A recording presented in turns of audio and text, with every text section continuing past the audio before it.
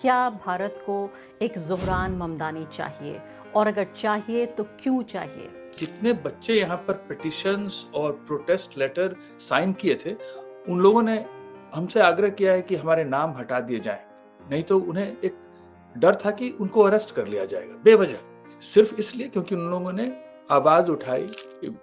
Gaza में जो ये लोग इजरायली युद्ध चला रहे थे, जो जेनोसाइड हो रहा है, उसके खिलाफ उन लोगों ने आवाज उठाई थी। तो एक तरह से यहाँ पर डर का जो माहौल है, उसको एक तरह से खत्म किया है ज़ोहरान ममदानी की इलेक्शन।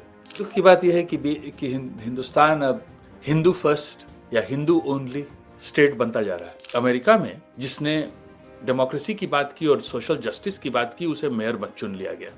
हमारे देश में, भारत में, जिसने नॉन वायलेंस की बात की, जिसने ये बताया कि भाई हमारे डिस्क्रिमिनेटरी सिटीजनशिप लॉज नहीं होने चाहिए, हमें माइनॉरिटीज के विरुद्ध डिस्क्रिमिनेशन नहीं करनी चाहिए, उसको हम जेल में भेज दिए।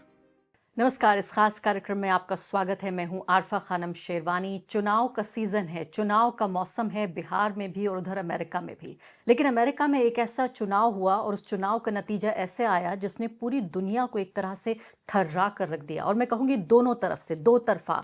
वो लोग जो एक बेहतर दुनिया का सपना देखते हैं जिसमें तमाम लोग शामिल हों, उनके लिए भी ये बहुत खुशी और एक सेलिब्रेशन, एक जश्न का मौका था कि ज़ोहरान कवामी ममदानी न्यूयॉर्क के अब अगले मेयर होंगे। और उन लोगों के लिए भी जो चाहते थे दुनिया बदल जाए, यानी डोनाल्ड ट्रंप, नरेंद्र मोदी और इस तरह के नेताओं के जो चाहने वाले हैं, उनके लिए एक तरह से बुरी खबर हुई।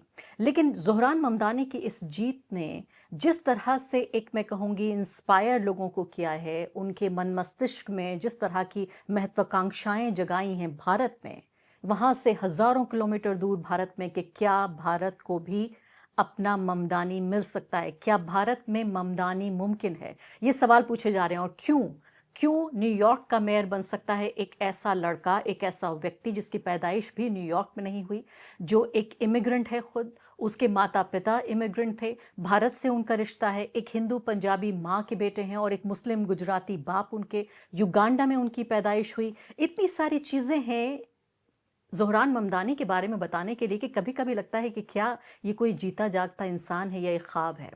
इसी मसले पर बातचीत करने के लिए मेरे साथ न्यूयॉर्क स्टेट से सीधे जुड़ रहे हैं अमिताभ कुमार।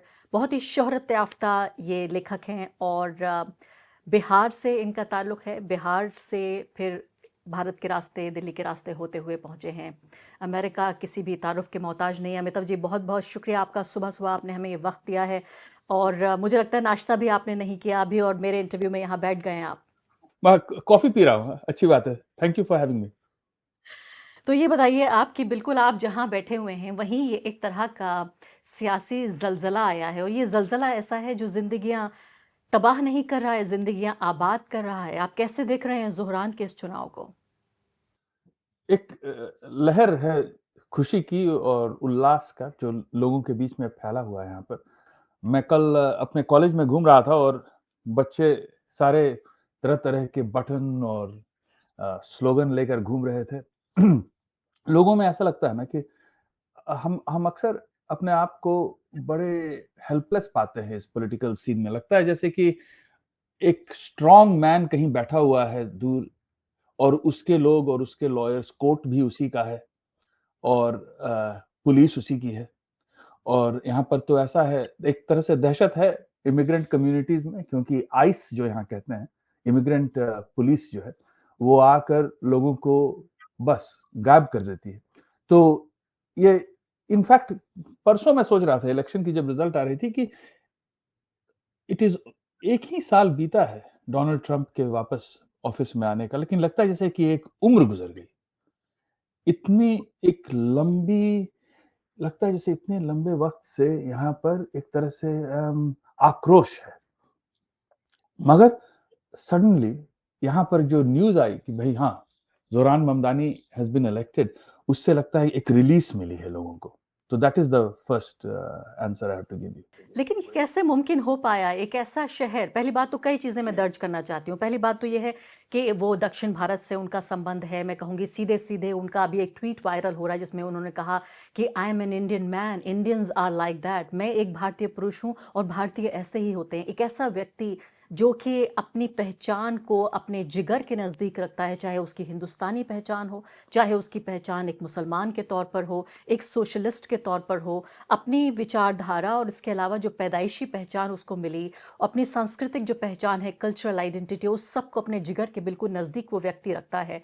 ऐसे वक्त में जबकि न्यूयॉर्क वो शहर भी है कि जिसमें 25 साल पहले 9/11 का हमला हुआ, मुसलमानों के खिलाफ कितनी भयंकर हिंसा देखने को मिली। अभी वहाँ हम देख रहे हैं अमेरिका में कि ब्राउन लोगों के खिलाफ भी एक तरह का भेदभाव और हिंसा देखने को मिल रही है। एक खासकर एक H-1B जो एक प्रोफेशनल वीज़ा होता है, डोनाल्ड ट्रंप ने भारतीयों को टारगेट करके कि कम से कम भारतीय आएँ, उनका उस वीज़ा को बड़ा महँगा कर दिया है। तो हर तरफ से इस नफ़रत की आंधी के बीच एक ऐसा शहर जहाँ इतनी बड़ी तादाद में यहूदी रहते हों, वो व्यक्ति जो कहता है कि नेतन्याहू अगर आते हैं न्यूयॉर्क तो मैं उनको अरेस्ट कर लूँगा मेयर के तौर पर, जो फ़िलिस्तीन के नरसंहार को नरसंहार कहता है, इतनी विरोधाभासों और विडंबनाओं के बीच में ये व्यक्ति जीत कैसे पाया? बस वही वजह है जो आप बता रही हैं, क्योंकि उसने कैसे कहेंगे, अंग्रेजी में कहेंगे कि पॉलिटिक्स ऑफ ऑथेंटिसिटी, लाइक जैसे कि उसने अपने आप को किसी तरह से छुपाया नहीं है।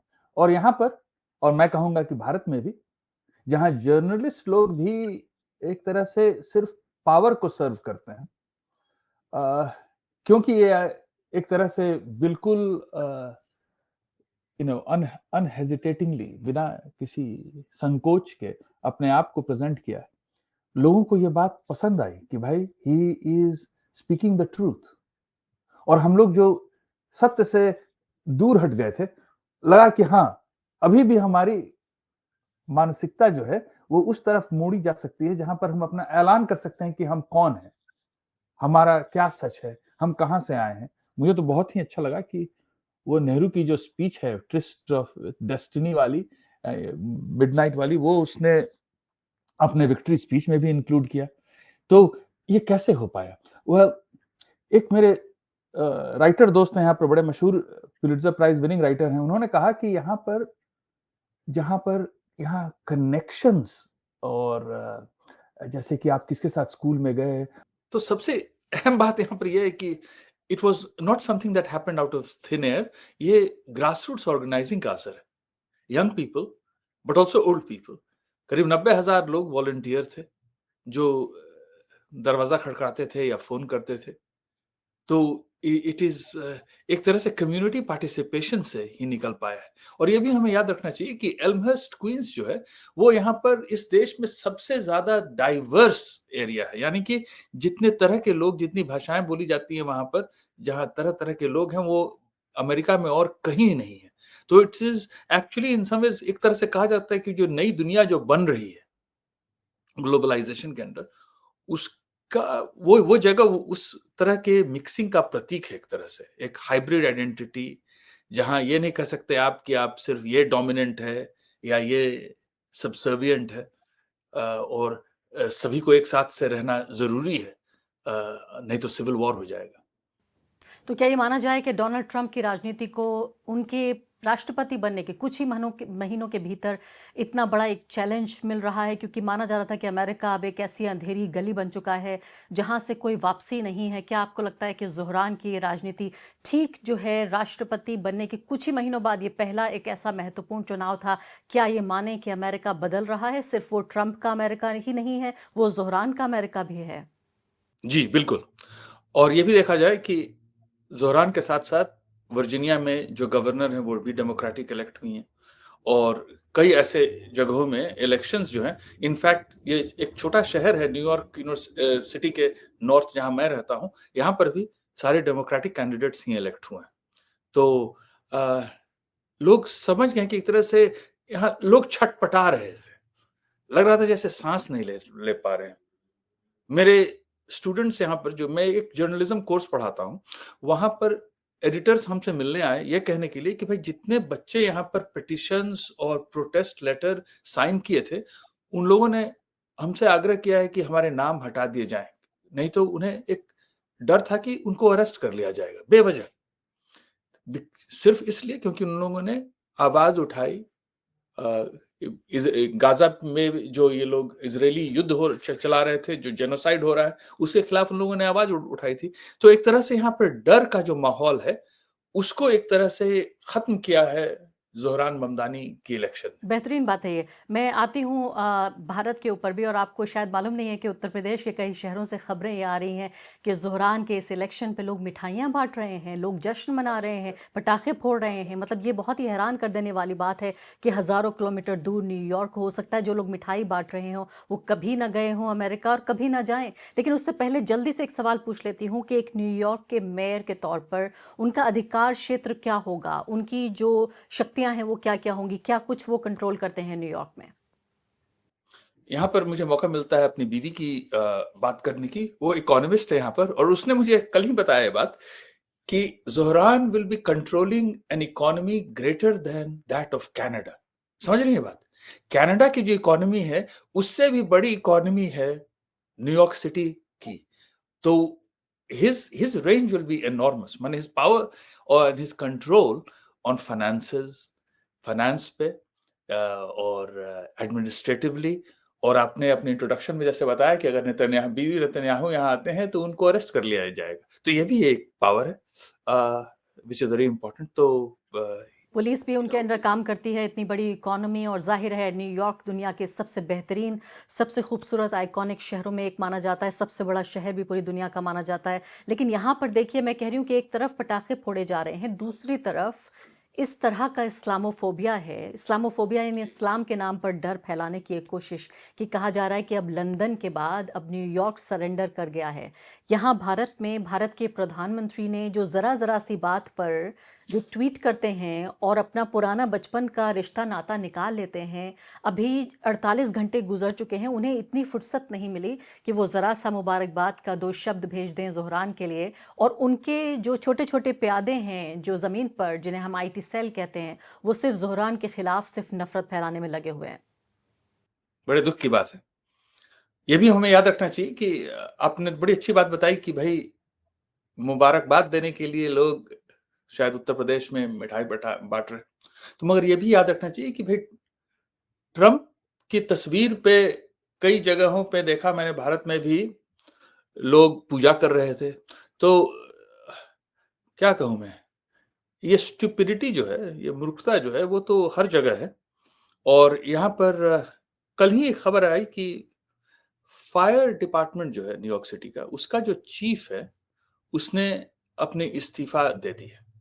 ये कहकर कि ज़ोहरान ममदानी की इज़राइल पे जो स्टैंस है, वो मुझे मंज़ूर नहीं है। तो इस तरह के लोग जो अ, डेमोक्रेसी से अलग हट गए हैं, जो जस्टिस से अलग हट गए हैं, उनके लिए हमारे पास कुछ खास शब्द नहीं है। हमें ये समझना चाहिए हाउएवर कि जो जो जिन लोगों में एक प्यास है जस्टिस के लिए और डेमोक्रेसी के लिए, और वो सिर्फ अमेरिका में ही नहीं बट दुनिया भर में, वो लोग उन लोगों में तो बड़ी खुशी है। और उसमें ये बात भी याद रखना चाहिए कि यहूदियों के बीच में भी बहुत ही इनफैक्ट उनकी बहुत ही उल्लास है, और इनकी सपोर्ट ग्रुप में वैसे ऑर्गेनाइजर्स तमाम भरे हुए हैं जो यहूदी हैं, जो सफेद रंग के हैं, और उसके साथ साथ वो लोग भी जो एशियन हैं या अफ्रीकन हैं। टैक्सी ड्राइवर्स यहाँ के हैं, आप तो न्यूयॉर्क आई होंगी और देखी होंगी टैक्सी ड्राइवर्स, जो कई लोग अफ्रीका के हैं, हेटी के हैं, एशिया से हैं, हिंदुस्तान से हैं, पाकिस्तान से हैं। वो लोग सभी सारे तादाद में आकर ज़ोहरान के लिए वोट किए। मैं अब अगले कुछ सवाल सीधे भी सिर्फ भारत पे ही केंद्रित रखना चाहती हूँ कि पहली बात तो ज़ोहरान ममदानी को लेकर भारत में जिस तरह की प्रतिक्रिया हुई, पहला सवाल तो यही है कि भारत क्यों नहीं अपना रहा है ज़ोहरान को। ज़ोहरान जो कहता है कि मैं भारतीय हूँ, मैं एक भारतीय मर्द हूँ, उनकी माता, उनकी माता और उनके पिता तमाम जनरेशन्स भारत से आई हैं, उनकी पैदाइश ज़रूर युगांडा में हुई होगी। एक व्यक्ति जो मीठी सी हिंदी बोलता है, बंगालियों से वो बांग्ला में बात करता है, वो हर ज़बान बोलने की कोशिश करता है, सबको अपने साथ लेकर चलने की कोशिश करता है। वो गुरुद्वारे भी गए, मंदिर भी गए, सिर्फ मस्जिद ही नहीं गए। वो ज़रूर अपने को अपनी पहचान एक मुस्लिम बताते हैं, लेकिन एक लिबरल मुसलमान है। तो क्यों भारत में इसको लेकर झिझक है कि ज़ोहरान को अपनाने की बात नहीं की जा रही है? जो बात बहुत ज़्यादा कमला हैरिस को लेकर इधर उधर चौड़ा करके चीज़ों को भी बताने की कोशिश हुई कि किस तरह कमला हमारी हैं, चाहे कमला कहे ना कहें कि वो उनकी हैं, लेकिन ज़ोहरान ये कहता है कि मैं तुम्हारा हूं, लेकिन अपनाया नहीं जा रहा है।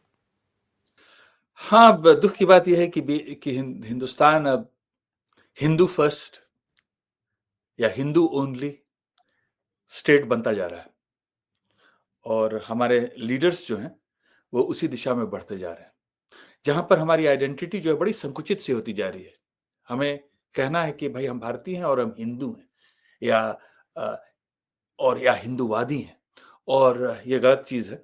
और यही वजह है मेरे ख्याल से कि ज़ोरान ममदानी को हमारे सारे देशवासियों ने और खासकर हमारे लीडर्स ने अभी तक एम्ब्रेस नहीं किया है। और मुझे लगता है कि अगर हम वो उस इतिहास के उस दौर पे वापस जाएं जहां पर नए नए भारत नए नए एशिया और अफ्रीका के देश स्वतंत्र हो रहे थे और बांडुंग कॉन्फ्रेंस की ओर हम लोग बढ़ रहे थे, तो उस समय एक आइडियल थी कि भाई हम लोग सारे लोग जो पहले से दबाए गए हैं हम सब साथ चल रहे हैं। और मुझे लगता है कि वही मौका फिर से आ रहा है। ज़ोरान ममदानी को अगर हम सुने जो ये बात कह रहे हैं कि हम लोग जो इतिहास में जो हम वो हिस्टोरिकल फोर्सेस जो हमें यहाँ लाए हैं और जो कॉलोनाइजेशन की जो हिस्ट्री है, तो हम डीकॉलोनाइजेशन से कैसे जुड़ें, हम कॉलोनाइजेशन के विरुद्ध कैसे लड़ें और वो ही बड़ी प्रोग्रेसिव मैसेज है। मगर भारत में तो हम उस दुनिया से नेहरू जी को हर दिन हम गाली देते हैं और हम उस ऐतिहासिक मोड़ से कहीं पीछे हट चुके हैं और वही कारण है शायद जी हाँ। कि हम और हम देख रहे हैं कि किस तरह से नेहरू को मिटाने की जो पिछले 11 साल में कोशिशें की गई हैं, अचानक नेहरू एक ऐसे प्लेटफॉर्म पे आ जाते हैं और पूरी दुनिया में छा जाते हैं। पूरी दुनिया में रिसर्च हो रही है, जो लोग नहीं भी जानते थे कि आखिर ये कौन है जवाहरलाल नेहरू, जिनको न्यूयॉर्क का मेयर अपनी छोटी सी स्पीच में उनका एक बड़ा हिस्सा इस पर वो पूरे तरीके से अपने को कहते हैं कि नेहरू के नाम की बात करते हैं। तो देखिए किस तरह से जो तमाम तरह की राजनीतिक चालें हैं वो काम नहीं आती। अब अगला सवाल मेरा ये है कि क्या भारत को एक ज़ोहरान ममदानी चाहिए, और अगर चाहिए तो क्यों चाहिए? बिल्कुल चाहिए, मगर उसे जेल कर दिया जाएगा। उमर खालिद का वही हाल हुआ है। क्यों चाहिए? इसलिए चाहिए ताकि हम सिर्फ धर्म की राजनीति ना करें और यह पूछें कि हमें गरीब जो हैं, जनता जो है, उसको उसकी ज़िंदगी कैसे बेहतर हो सकती है। देखिए, ममदानी न्यूयॉर्क में बड़े ही सिंपल एक एजेंडा लेकर जीते हैं। ये कहकर कि भाई हमारे यहाँ पर रेंट फ्रीज़ होने चाहिए। जो न्यूयॉर्क में रहते हैं, वो इस तरह से यहाँ पर हमारी रेंट नहीं बढ़नी चाहिए कि जो यहाँ पर सालों से रह रहे हैं, वो यहाँ रह ना पाएँ। दूसरी बात कि यहाँ पर फ्री और फास्ट बस सेवा हो, पब्लिक ट्रांसपोर्ट मिले ताकि लोग अपने काम पे जा सकें। ऐसा ना हो कि किसी को फिलाडेल्फिया से आना पड़ रहा है क्योंकि वहाँ पर वो रह पा रहा है और उसे हर रोज़ 2 या 3 घंटे ट्रिप मारनी पड़ रही है ताकि वो अपना काम पर आ सके। तीसरी बात यूनिवर्सल चाइल्ड केयर। माताएं अपने बच्चों को वहां छोड़ सकें जहां उनकी केयर की जा सके और वो अपने काम पे जा सकें। ये दिस इज यानी कि जो जिनके पास बहुत पैसा नहीं है और जो मिडिल क्लास हैं या लोअर वर्किंग क्लास हैं, उनकी जिंदगी ठीक से कट सके, उसी एजेंडा पर वो आदमी लड़ा है। और इसी की वजह से यहाँ पर जो बिलियनर्स जो है, जिनके पास बहुत ज्यादा पैसा है और जो बिजनेसेस कंट्रोल कर रहे हैं और विभाजित करना चाहते हैं उस दुनिया को, जहां पर जिस आदमी को $30 मिलता है, वो सोचे कि हाँ उसका दुश्मन वो है जिसे $20 मिलता है, वो नहीं जिसे 20 बिलियन की प्रॉपर्टी हो। तो जी उस विभाजन के विरुद्ध भी इनकी स्ट्रगल कोशिश है। रही है। मैं और इसीलिए लोग वापस मैं आज जाना चाहती हूँ। आपने उमर खालिद का ज़िक्र किया, मैं वहीं पे आपको ले जाना चाहती हूँ और ये भी याद दिलाना चाहती हूँ आपको भी और हमारे दर्शकों को भी कि ज़ोहरान अभी 34 साल के हैं, उमर खालिद अभी 38 साल के हैं। जब उमर खालिद को जेल भेजा गया था तो उनकी उम्र सिर्फ 33 साल थी। क्या ऐसी संभावनाएं उमर खालिद के अंदर हो सकती थी? कई बार जब बयानों को मैं सुन रही थी तो ऐसा लगता था कभी कि ज़ोहरान के अल्फाज में उमर को हम सुन रहे हैं। एक व्यक्ति जिसको दिल्ली पुलिस लेके चली गई और तिहाड़ जेल में वो सड़ रहा है 5 साल से, और दूसरा व्यक्ति जिसके मातहत अब न्यूयॉर्क की पुलिस काम करेगी, वो उनको आदेश देगा। ये भारत और अमेरिका का फ़र्क है। अगर उमर खालिद अभी हमारे बीच होते तो क्या संभावनाएं आप देखते हैं, वो क्या कर रहे होते? जी, जब उमर खालिद की अरेस्ट हुई, उस समय दिल्ली राइट के खिलाफ वो कह रहे थे कि हमें प्यार दिखाना है एक दूसरे के प्रति। हमें हिंसा नहीं हमें हिंसा नहीं बढ़ाना है। और इसके बावजूद उन्हीं को दिल्ली पुलिस, जिसने कई लोगों को, मुसलमान यूथ को, जिससे उन्होंने राष्ट्रगान करवाया था और मारा था, वो वही दिल्ली पुलिस ने इनको अरेस्ट करके रख दिया है और अब तक उनकी कभी ट्रायल नहीं हुई है। तो ये तो अमेरिका और भारत में एक तरह से एक डिफरेंस दिखा रहा है। हम लोग रह रह के कहते हैं भारत में कि भाई हम अमेरिका या किसी भी वेस्टर्न नेशन के मुकाबला कर सकते हैं, हमारी जीडीपी इतनी बढ़ रही है, उतनी बढ़ी है। भाई ये पूछा जाए कि न्याय का क्या है और डेमोक्रेसी का क्या हो रहा है वहां पे? वो ये हो रहा है कि अमेरिका में जिसने डेमोक्रेसी की बात की और सोशल जस्टिस की बात की, उसे मेयर मत चुन लिया गया। हमारे देश में, भारत में, जिसने नॉन वायलेंस की बात की, जिसने ये बताया कि भाई हमारे डिस्क्रिमिनेटरी सिटीजनशिप लॉज नहीं होने चाहिए, जिस हमें माइनॉरिटीज के विरुद्ध डिस्क्रिमिनेशन नहीं करनी चाहिए, उसको हम जेल में भेज दिए। और उस आदमी की तड़प कैसी होगी, ये तो मैं अक्सर सोचता हूं कि जिसने उसी दिन, परसों या चौथे रोज देखा मैंने, रामचंद्र गुहा का भी एक ऐसे था उमर खालिद के पीएचडी डिसर्टेशन पर। समवन जो इतना थॉटफुल है, ये एरुडाइट जो कहते हैं, पढ़ा लिखा, रिसर्च में इतना अच्छा माफ कीजिएगा, उसे हम जेल में सड़ने दे रहे हैं। और जो वैसे लॉलेस लोग हैं, रेपिस्ट्स हैं, उनको ये गवर्नमेंट जो है छोड़ देती और है मालाएं पहनाती और है, मालाएं भी पहनाती है। मालाएं पहनाती है, एमएलए और हमारे लीडर्स बना दिए जाते हैं। तो ये तो डेमोक्रेसी की मौकरी है। जी हाँ। अब आपसे आखिरी सवाल ये पूछती हूँ कि क्या राहुल गांधी के अंदर, हालांकि राहुल गांधी कोई ज़ोहरान ममदानी नहीं है, अगर कोई कंपैरिजन है तो वो उमर खालिद से ही है, लेकिन राहुल गांधी वो खुद एक प्रिविलेज क्लास से आते हैं, कहा जाता है बेशाही परिवार है। ये बात सच है कि भाई उनके जो पिता हैं वो भी प्रधानमंत्री थे और उनकी जो माता थी वो भी प्रधानमंत्री थी और उनके जो पिता थे वो भी प्रधानमंत्री थे। लेकिन उसके बावजूद जिस तरह से मेहनत राहुल गांधी कर रहे हैं और जिन आइडियल्स को लेकर, जिन आदर्शों को लेकर वो आगे बढ़ रहे हैं, आपको लगता है कि एक Rahul Gandhi brand of politics Bharat में, ज़ोहरान ममदानी को अगर देखा जाए न्यूयॉर्क में और यहाँ अगर भारत में देखें, कोई कंपैरिजन इन दोनों की राजनीति का आप देख रहे हैं? दोनों प्यार की ही बात करते हैं तो उस तरह से और ये भी है कि एक, क्या कहें, एक मस्कुलर मैस्कुलिनिटी, जो ये लोग जो झंडा सैफरन बांध के बाहर निकल के मस्जिद के सामने गाली देना या गरीबों को भड़काना या कहना कि भाई अपनी दुकानें बंद करो, यहाँ अगर तुम मुसलमान हो दुकान यहाँ से बंद करो, यहाँ से निकल जाओ, वगैरह वगैरह वगैरह, उसके खिलाफ जो अमन की बात करते हैं जिस तरह से राहुल गांधी, और जिस तरह से मेहनत कश लोगों के साथ मिलकर अपना भी हाथ जुटाना चाहते हैं या दिखाते हैं, कम से कम हम जो सारे वीडियोस पे, तो मुझे लगता है कि वो एक अलग मॉडल प्रेजेंट करते हैं किस तरह से मर्द भी होने का। और वो बात मैं ममदारी में भी देखता हूँ।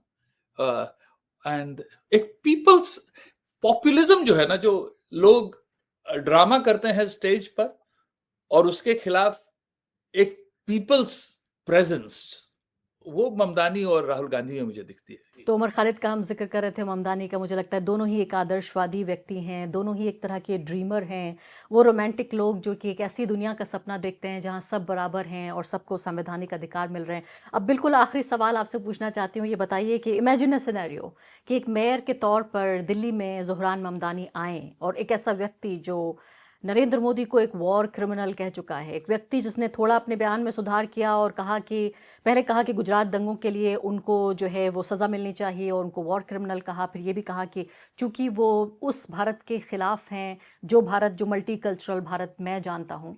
जब वो मेयर के तौर पे अगर आते हैं न्यूयॉर्क से न्यू दिल्ली, तो आप किस तरह की तस्वीर उभरते हुए देखते हैं? मैं समझता हूँ कि खासकर वो लोग और खासकर वो युवक जिन्होंने एक, जो जो नहीं चाहते कि वो एक ऐसी देश में बड़े हों जहां पर सिर्फ एक तरह की आइडेंटिटी हो, एक धर्म को माना जाए कि वही सिर्फ यहाँ पर बिलोंग करता हो। मैं सोचता हूँ कि वैसे लोग, उनके दिल में एक तरह से एक लहर सी उठेगी और वो ममदानी का स्वागत करेंगे वहाँ पर। बहुत-बहुत शुक्रिया। वो जवाब अधूरा रह गया कि भारत की सरकार क्या करेगी, भारत के प्रधानमंत्री क्या करेंगे? चलिए, वो उस वक़्त उस लेकिन मैं समझ रहा हूँ आप क्या कह रहे हो। वो म अगर अगर अगर नरेंद्र मोदी ट्रंप की बात सुनकर जंग रोक दिए, और जंग रोकना भी चाहिए था वैसे, लेकिन वो अलग बात है। तो मुझे नहीं लगता है कि उनमें ऐसी हिम्मत है कि एक अमेरिकी लीडर को रोक दें वो। रोक दें वो। बहुत-बहुत शुक्रिया अमिताभ कुमार, आपने हमसे बातचीत की, हमें समय दिया सुबह-सुबह। अब उम्मीद करते हैं आप अच्छा-सा नाश्ता खाएँगे, खूब अंडे वगैरह फ्राई करके और ढंग से पेट भरेंगे अपना। खुश थैंक यू, ज़रूर। थैंक यू शुक्रिया। Very much. Bye. The Wire के और वीडियोस देखने के लिए सब्सक्राइब करें और बेल आइकन पर क्लिक करें। स्वतंत्र पत्रकारिता की आर्थिक मदद करने के लिए डिस्क्रिप्शन में दिए गए लिंक पर जाएं और अपनी राशि चुनें।